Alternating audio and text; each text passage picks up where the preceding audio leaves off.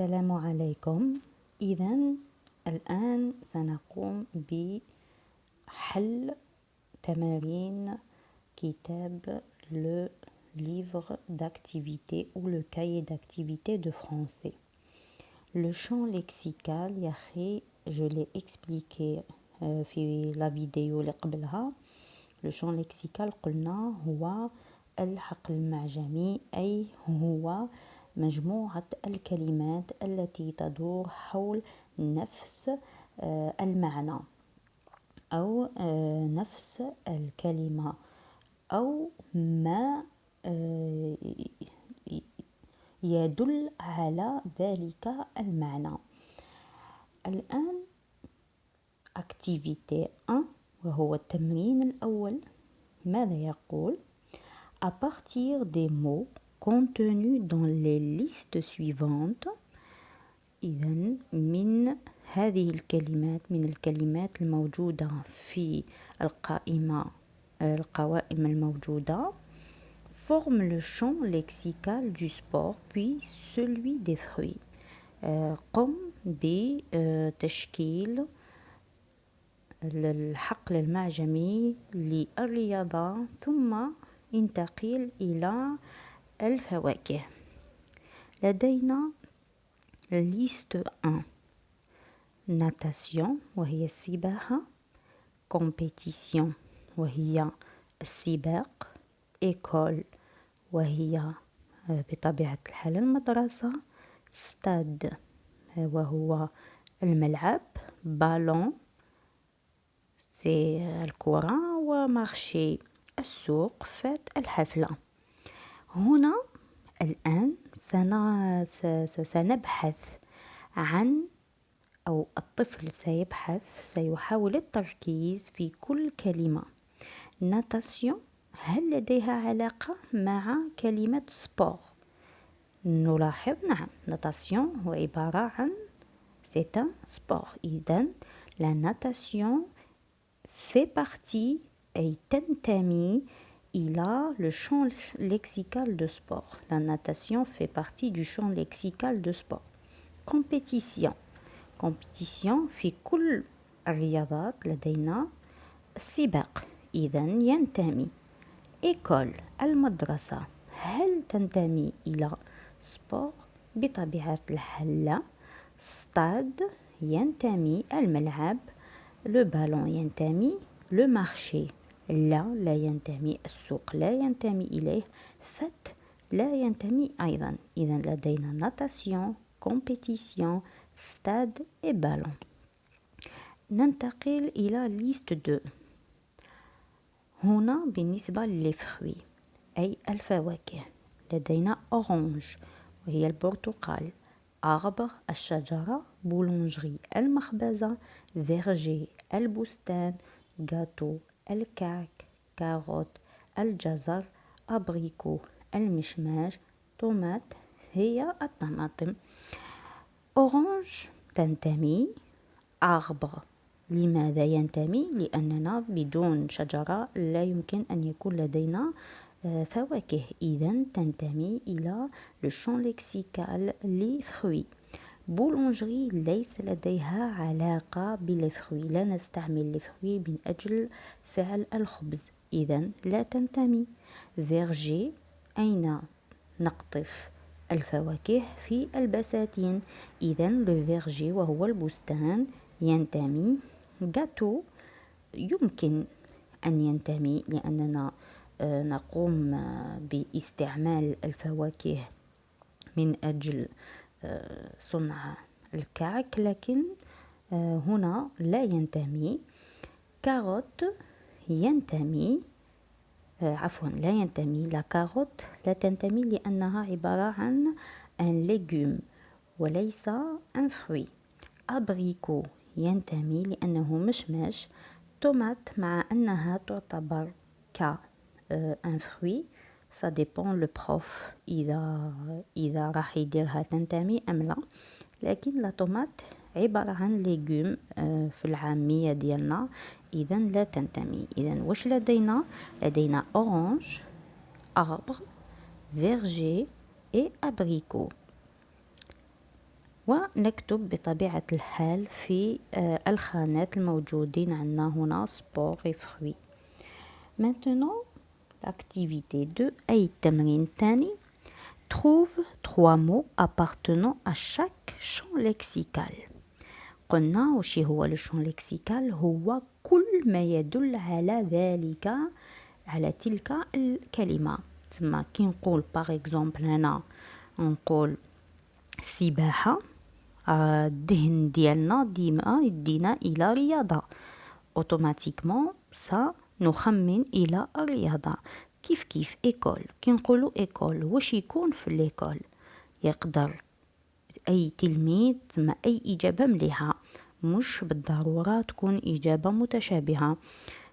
يقدر يقول ستيلو، يقدر يقول لو ماتر ولا لا ماتريس وهو الأستاذ أو الأستاذة، يقدر يقول لو ديريكتور، لو تابلو، لو كارتابل، لي شيز، لا كور. هادو كامل صافي بارتي دو شون ليكسيكال دو ايكول. ليسونسيال ما يخرج من ليكول، مما ينتمي إلى المدرسة. الآن لو زو نلاحظ مكتوب avec 2 O لكن ينطق زو. لو زو واش فيه لو زو؟ نشوفوا أيضا كل ما ينتمي إلى لو زو. لدينا لو غارديان دو زو أي حارس حديقة الحيوانات. لو زو هو حديقة الحيوانات. لدينا لاكاج دي زانيمو، القفص أين تتواجد الحيوانات. عندنا لي زانيمو. المهم الطفل يقول كل ما يعرفه في لو زو. ليسونسيال ما يخرجش على لو شون ليكسيكال تاع لو زو. الآن التمرين الثالث واش يقول؟ dans les listes suivantes في القائمات أو القوائم التالية entoure le mot principal du champ lexical. entoure سيدير دائرة على الكلمة principal، لأننا par exemple كيما école فيها أشياء كثيرة، تضم أشياء كثيرة كالكراسي، الأساتذة، المدير، كلهم ينتمون إلى المدرسة. لكن المدير عبارة عن شيء ثانوي من المدرسة. إذا إيكول الأساتذة أيضا عبارة عن شيء ثانوي أو ثانوي من المدرسة. ثم لو مو مدرسة إيكول هو عبارة عن لو مو برينسيبال، وكل ما ينتمي إليه عبارة عن لو شون ليكسيكال تاع هذاك المو برينسيبال.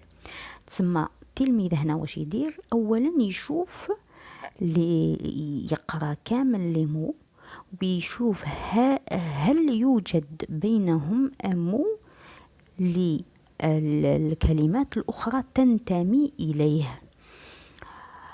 نروحو l'intrus. قالك bon نكمل السؤال du champ lexical dans les listes suivantes puis barre l'intrus أي شطب.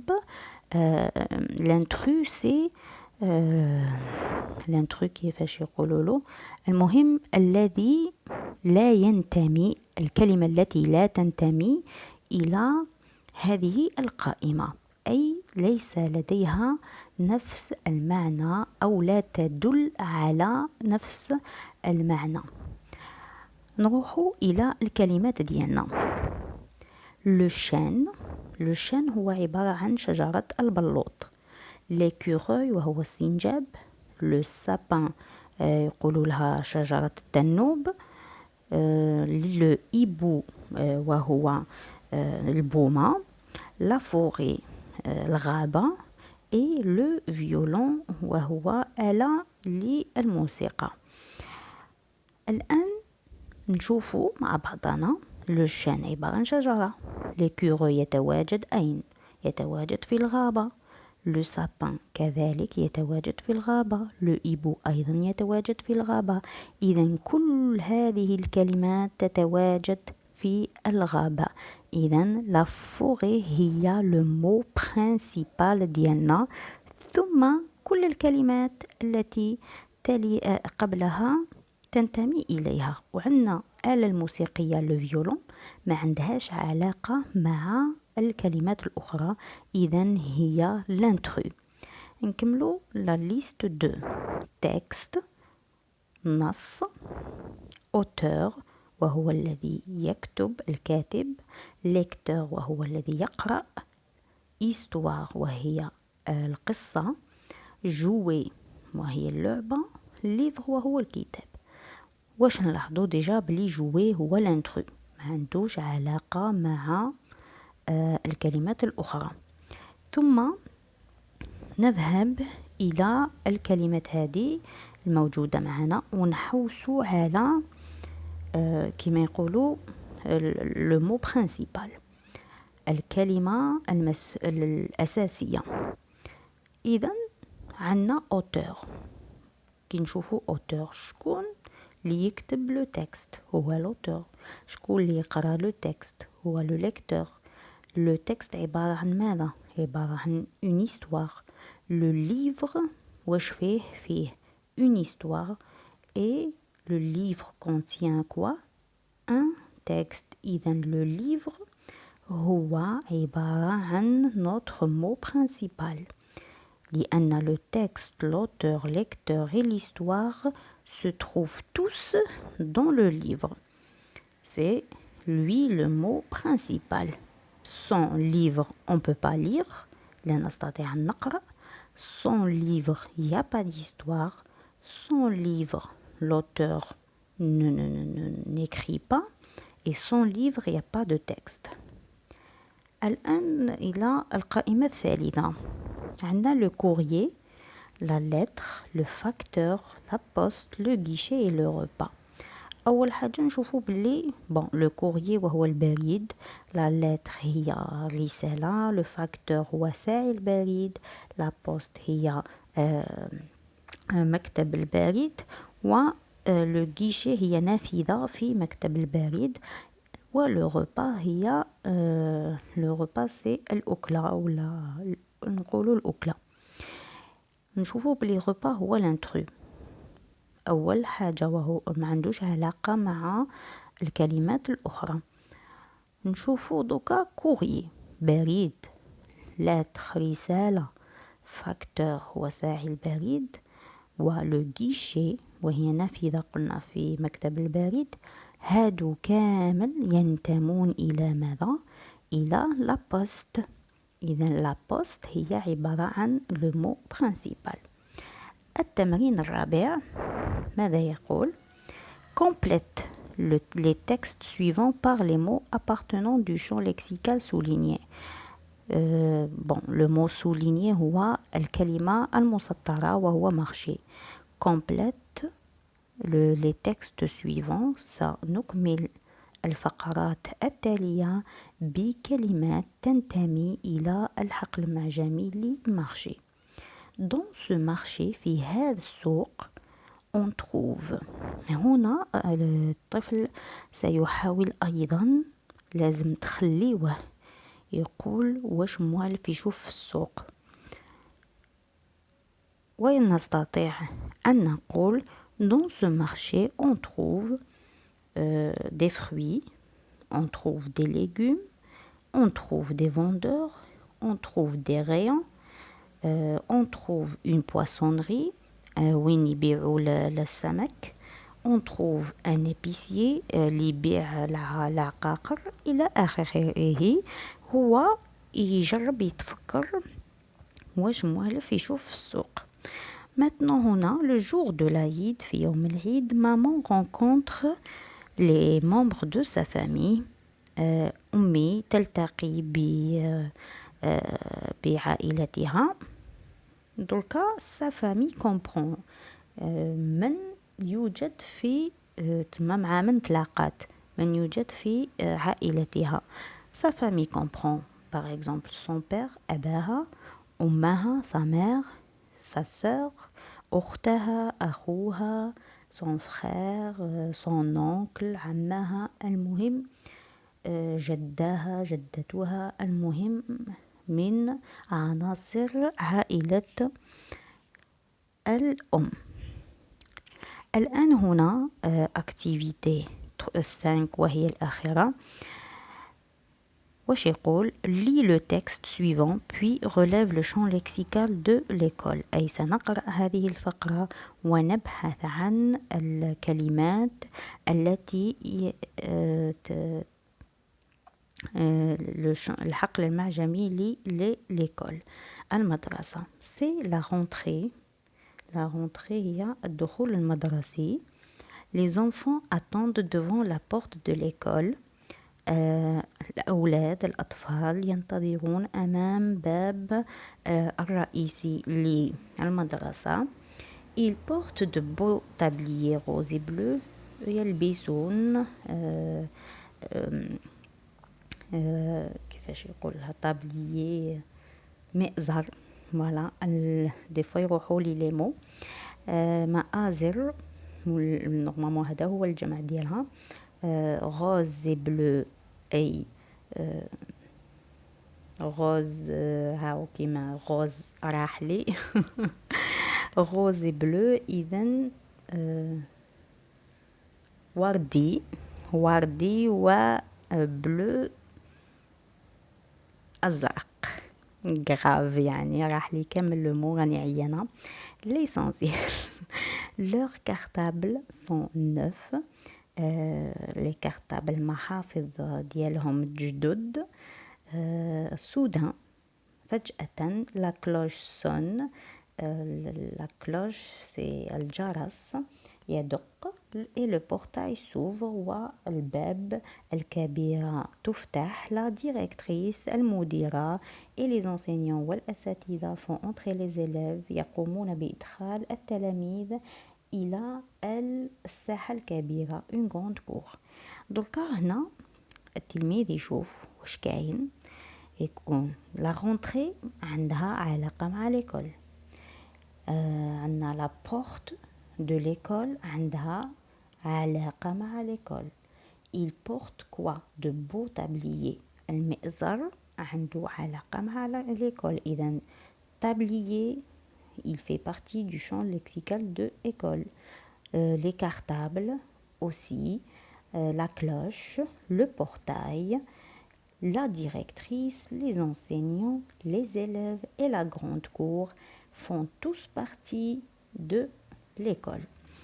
هذا هو إذن بالنسبة للتمارين الأولى لكتاب الفرنسية. أعتذر على هفوتي بالنسبة لطبليي. دي فوا كي نعيا يروحوا لي مو معليش. ليسونسيال ان شاء الله فهمتوا عليا و تفيدكم هذا الفيديو كالعادة، وربي يخليكم ليا بالنسبة للدعاوي ديالكم، بالنسبة لكل الذين يقومون بترك تعليق. شكرا لكم، ربي يحفظكم وبالتوفيق. سلام.